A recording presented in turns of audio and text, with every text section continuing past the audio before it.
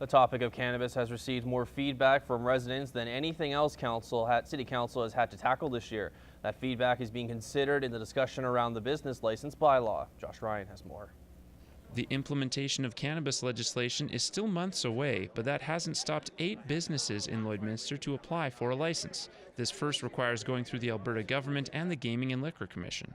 Once they have been vetted through that, then they would come to the city and ask for a business license and go through that process. If someone wants to go through the process and become a retailer, they're certainly welcome to it as long as they meet the bylaws in our community. Council discussion around the business license bylaw and its fee of $750 touched on tobacco, alcohol, and casinos before it was decided to leave those items till a later date. I think it's important, what we did today, which is to really focus on cannabis as the one we need to set the business license fees for right now because there are none, and then we can address the business license fees for those other groups that were on the agenda. The discussion was fueled in part by the feedback from the city's cannabis survey, which was varied on the fee. Some people thought the fee was reasonable, other people didn't. That's the typical. There's a wide variety of opinions throughout the city, and there's a wide variety of opinions that exist on our own council. So it's really clear that everyone looks at this through a different lens.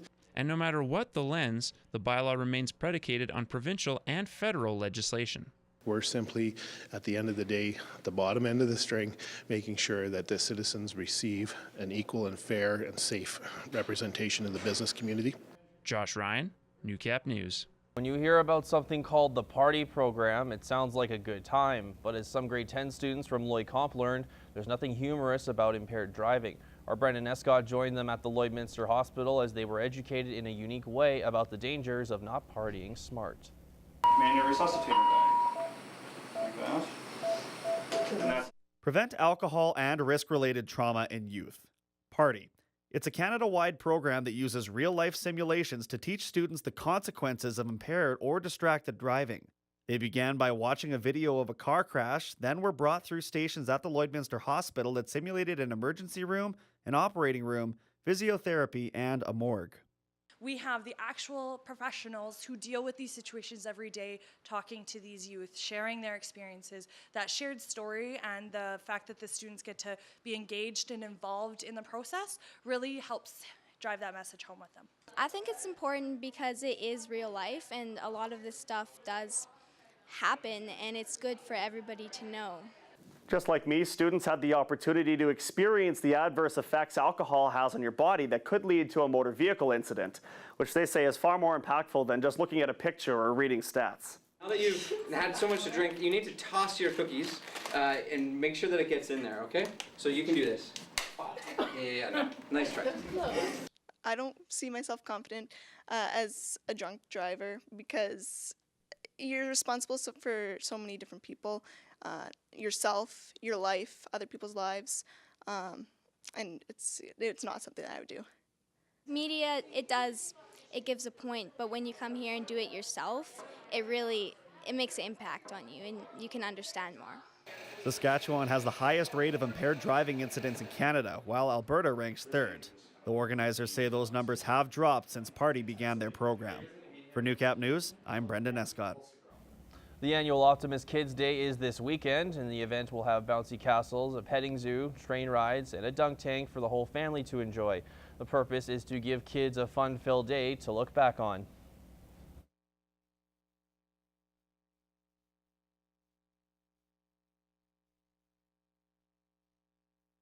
We prepare all year for giving back to the community and just having a great day for the kids. We bring out the optimism in people, and an event like this, it is bringing out optimism in the community and in the children. Optimus Day starts at noon at Bud Miller Park on Saturday. Well, bees have been all the buzz lately, and now is more important than ever to learn about the significant role they play in our everyday lives. As Michaela Henshaw reports in this week's Beyond the Classroom, kindergarten students from Mother Teresa have been busy doing their part.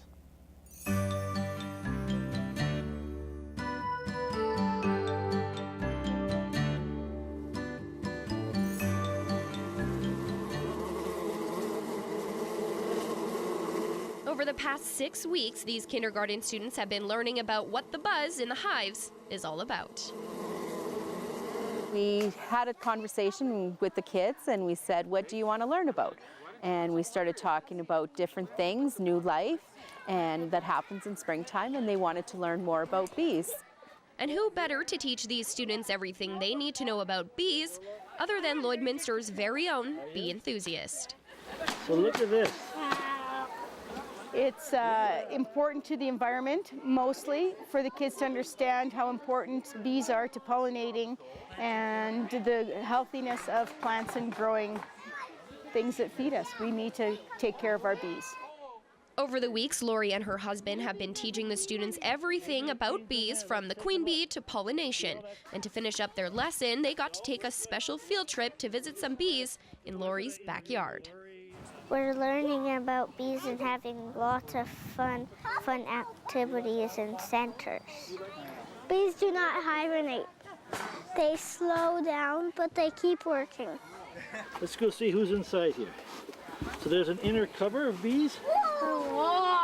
Being hands-on, you can't beat that.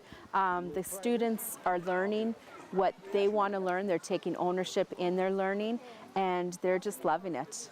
And while some of the students were a bit apprehensive about the bees at first, they quickly became comfortable with their new buzzing friends. They don't want to sting you. They just sting you if you're loud and if you're running around the place a lot. Some bees flying all around me. Like this bee. It likes you. It likes me. Michaela Henschel, New Cap News.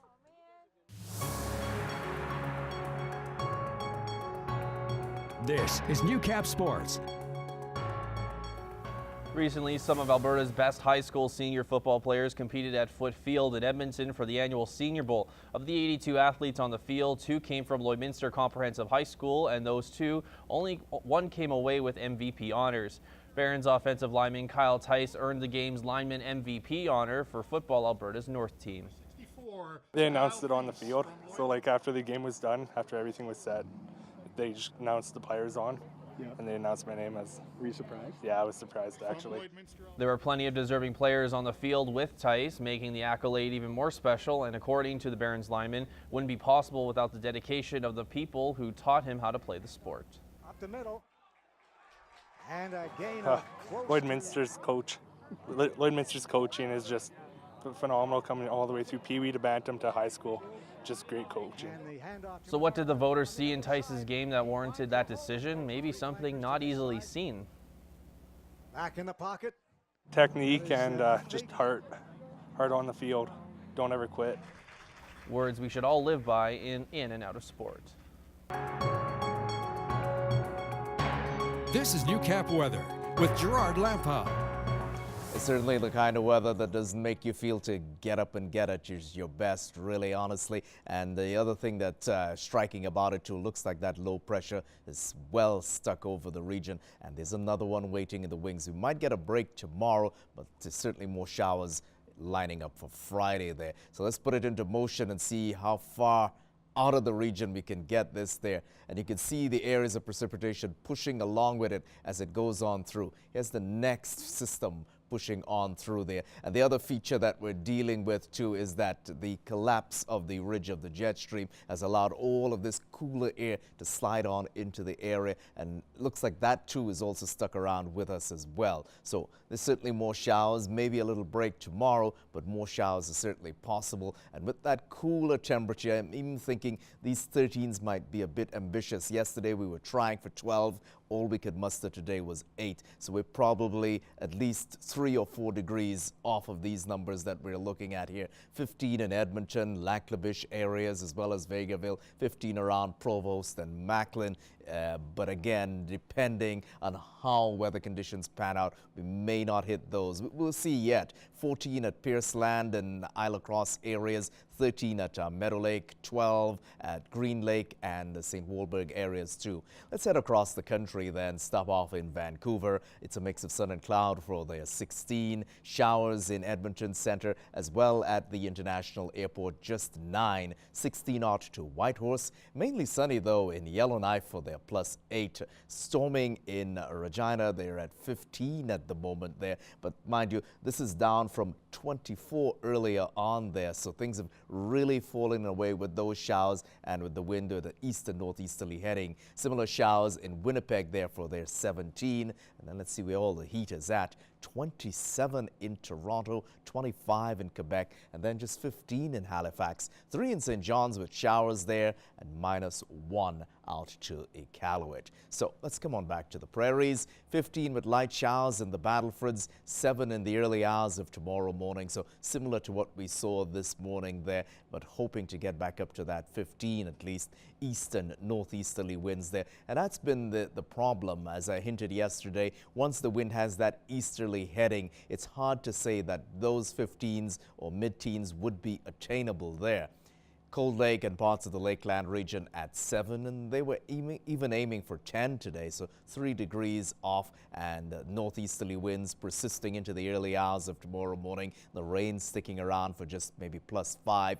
Aiming for 14, but it's going to be a tough ask. East winds anywhere from, rounding it off, 10 to 20 kilometers per hour. Yes, mostly cloudy. Hopefully some sunshine fighting out there in between, because most of this activity seems to be staying south of the Lakeland region, even though some of it has certainly stuck around today. But we're hoping for some breaks tomorrow at least to try to mop things out. Just 8 for ourselves today, and as I told you, 14 was the highest at midnight, sunk down to, was it 7 at about 9 o'clock this morning, and then struggled up to 8 and stuck there all day. So 6 by the early hours of tomorrow morning, and then trying for 13. But again, you're seeing the wind heading east and northeast, so it'll be a tough ask. We might be 4 degrees off of that by the end of the day. We'll see where it lands up. There's still an odd 25% chance for showers, but overcast in the main is what it'll be.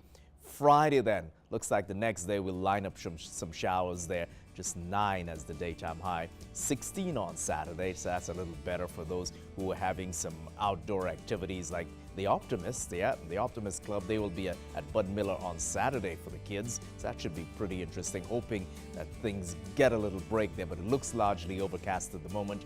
19 on Sunday, that's the best of the weekend at the moment. Then 18 on Monday. 14 on Tuesday, another strong chance for showers there. Connor, back to you for Agriculture News.